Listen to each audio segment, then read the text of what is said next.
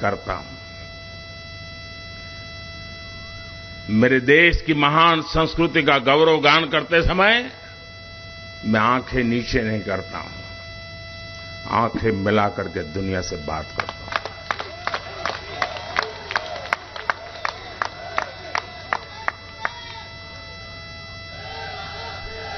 और ये सामर्थ्य क्यों आया है?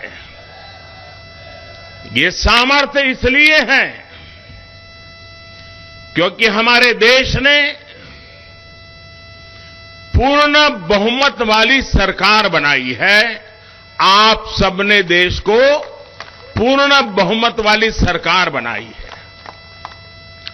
और जब पूर्ण बहुमत वाली सरकार का प्रतिनिधि विश्व के सामने जब कोई बात बताता है तो दुनिया ये विश्वास करती है कि ये अकेला नहीं बोल रहा है, 140 करोड़ लोग बोल रहे हैं। और हमारे साथ हमारे सहयोगी गायत्री हमारे साथ जुड़ी हुई है। रुख करते हैं उनका, पालम एयरपोर्ट से जुड़ी हुई है। गायत्री, सुबह से जो तस्वीरें देखने को मिली और वहां पर पीएम नरेंद्र मोदी ने पहुंचने के बाद लोगों को संबोधित भी किया, साथ ही साथ उन्होंने अपनी विदेश यात्रा का जिक्र करते हुए भारत के पुरुषार्थ का जिक्र किया। और ठीक ऐसा ही लगता है कि वहां पर जो लोग मौजूद थे, जो भारतवासी हैं, वो भी यही ठीक सोचते हैं पीएम मोदी के लिए। बिल्कुल अंजलि, और देखिए इतने ज्यादा क्रेजी थे लोग, इतने ज्यादा उत्साहित थे।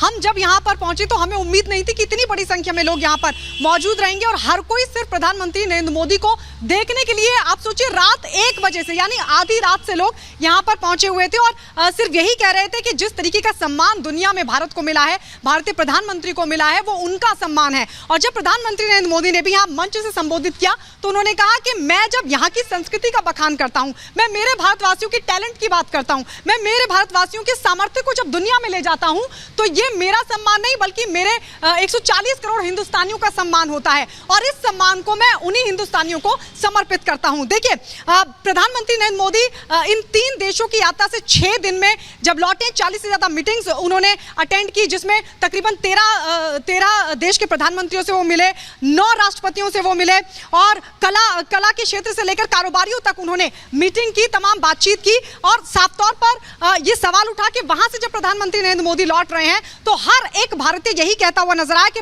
भारतीय प्रधानमंत्री वहां से भारत का बढ़ता सम्मान लेकर लौट रहे हैं, प्रधानमंत्री सम्मान लेकर लौट रहे हैं। गायत्री, आप हमारे साथ बने रखिए। और पीएम नरेंद्र मोदी जब भारत लौटे तो उन्होंने चुनौतियों को लेकर क्या कुछ कहा है, ये आपको सुनवाते हैं।